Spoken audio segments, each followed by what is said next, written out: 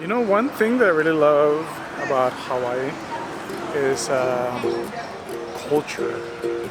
Culture is what unites everything. You got me looking your direction. You had a flower in your hair. Electromagnetic connection. I knew I wasn't supposed to, but I still stay. You know, culture anywhere you go is what makes the place more vibrant. You know, vibrant inside and vibrant on the outside too.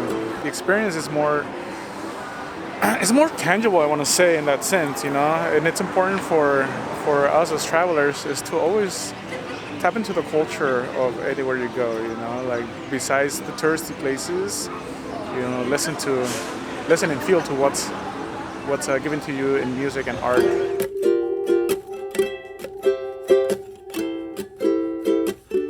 In and out like a riptide, pulling me under. Caught in a heat wave for 3 nights, laying out in the sun, having a blast, falling in love just a little too fast. Vacation is over, it never lasts. Here comes the sunburn. When I travel, I rarely go to Starbucks or anything like that, corporate America, because I just don't care. I want to experience things like this, you know. I buy something from a local place and farmers market and whatnot, and that is tapping into the cultures, saying hi to the people, you know, having some lost in translation conversation. It's also important. Tapping into cultures is key to entering the soul of each location you go to. Don't forget to subscribe and like and share this video. You know, I think it matters a lot for the growth of everything that I'm doing here.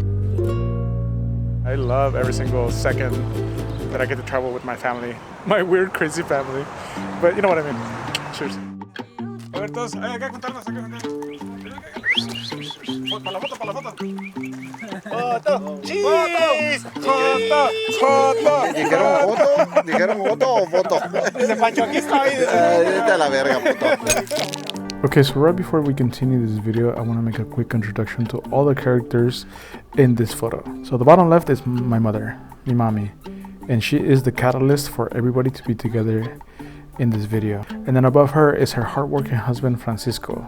Because of him, we are able to get this timeshare, and he's able to put all of us in a place where we can sleep and still be adventurous.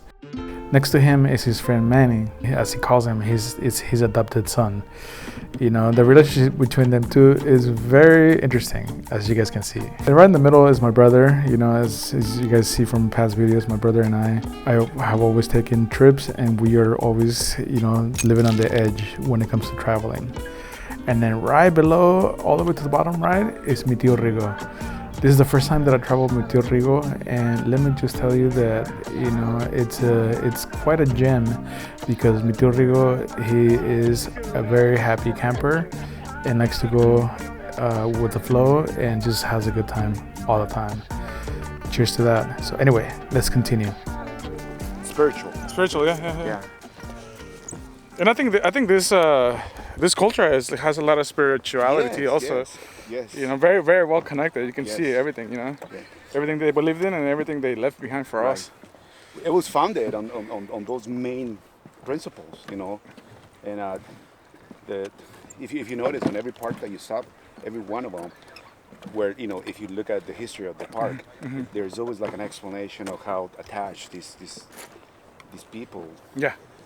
You know, and unfortunately, they got invaded Yeah. and taken over. Yeah. It sucks, but they're not the first one. Yeah. True. We all lived it, including us. Yeah. Colonization, man. Yeah. At its best. It just shows you, because this is not that long. This I think this was acquired in the 40s, 50s. Yeah. Like that. Yeah. And it shows you that imperialism is never gonna die. So since we're on the topic of imperialism, let's go ahead and dig a little deep into the history of Hawaii. So according to Google, the Hawaiian Islands were initially settled by Polynesians centuries before European contact, forming a unique culture and society. Over time, European and American influence grew. particularly with the rise of sugar and pineapple plantations, leading to American control and ultimately the overthrow of Hawaiian monarchy in 1893. The United States annexed Hawaii in 1898, establishing it as a territory, and eventually in 1959 as a state. I mean, so that just tells you that Hawaii was in sovereignty for maybe about 66 years or so. Think about the whole spectrum of imperialism. I mean, it just, in 1959 they became a state. It really isn't that far from our time right now.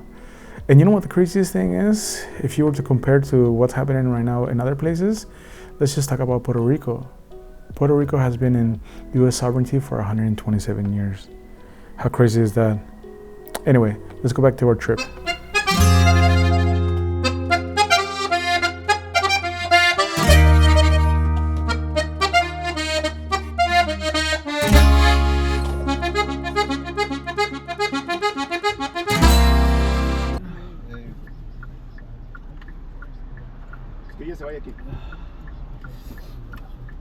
That sucks. You okay I there? feel like I'm getting Drink sick. water, then just keep drinking water.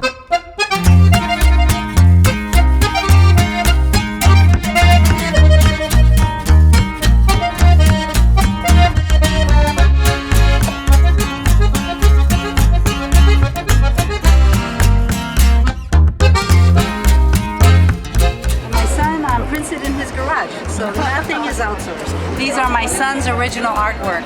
What he did was he created these wearable art with the Hawaiian culture in mind. Yeah. If you notice, none of the shirts over here has the words Hawaii or Aloha on it because we want to stay true to the Hawaiian culture instead of it looking touristy.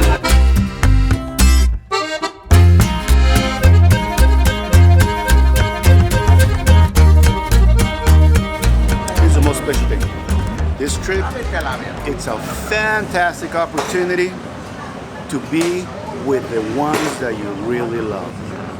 Just like life. Life is full of opportunities. This is just one more. Yeah. We're gonna make the best out of it. Yeah, and we are making the best of it. Yes, yes. And this coconut is really good. Really young.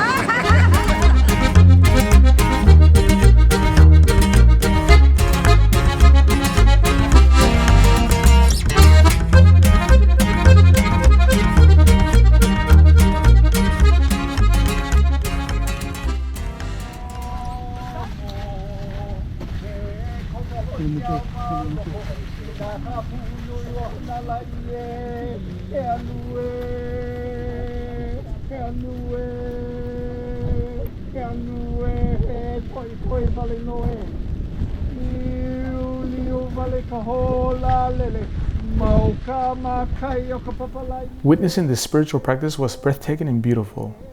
It wasn't a scene taken out of a book or a movie. It was more than that. It was everyone there feeling a sublime bond between a volcano erupting and a human channeling a deep connection. Only Hawaiian culture can explain what you see in this video. The rest of us are just spectators with cameras. For me, being there made me more grounded. It reminded me of the exact reasons why traveling is so important. And one of the many reasons is to stay humble towards Mother Nature. She has all the power.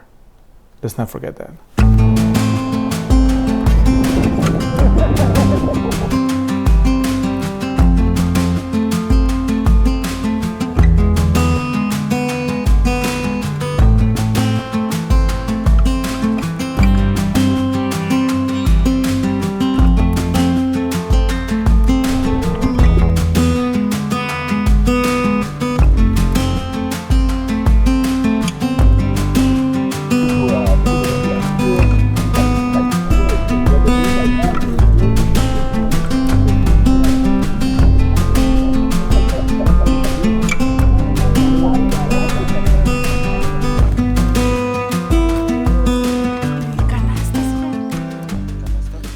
A ver, Ama, ¿cómo se la está pasando?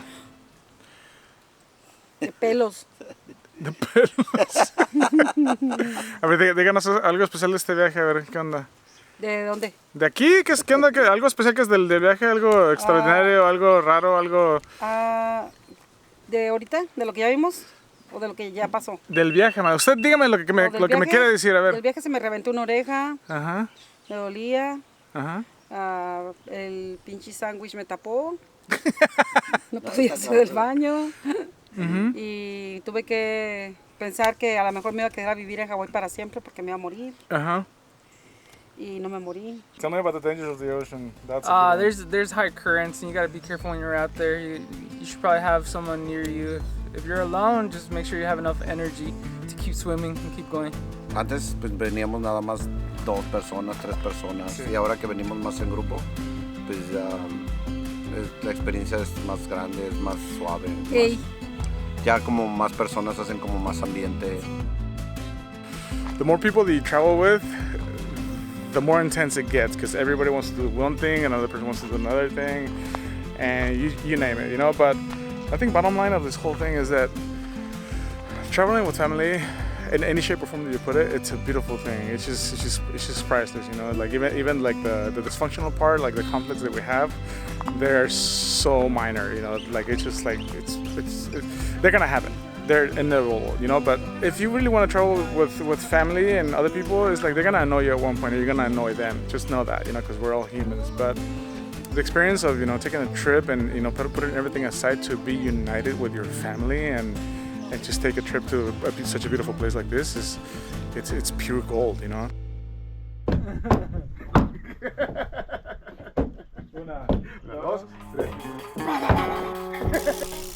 The island of Kona is beautiful without a doubt.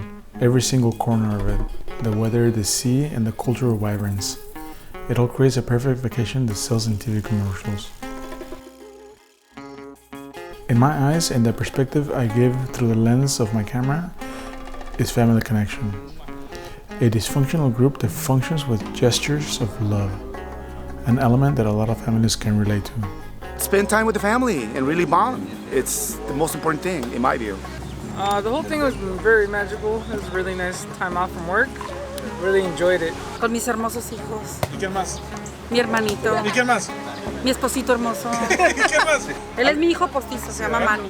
Bueno, la magia yo creo es compartir con los amigos, ¿no? Because, you know, without family, you have nothing. Sí, un saludo a toda la familia en Guatemala. Es un placer estar con la familia, estar con los amigos y principalmente en este lugar que es bellísimo. Yo ni sé nadar, pero aquí ando. The most iconic place where bonding happens is at the dinner table. It could also be the arena where an argument can erupt. But for us, we used our energy wisely for chisme, drinking, and playing loteria.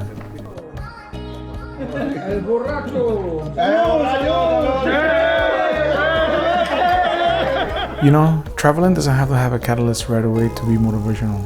In my opinion, when you say yes to an adventure and make it happen, there's always an elixir on the other side of it. A component that remains timeless for everyone involved.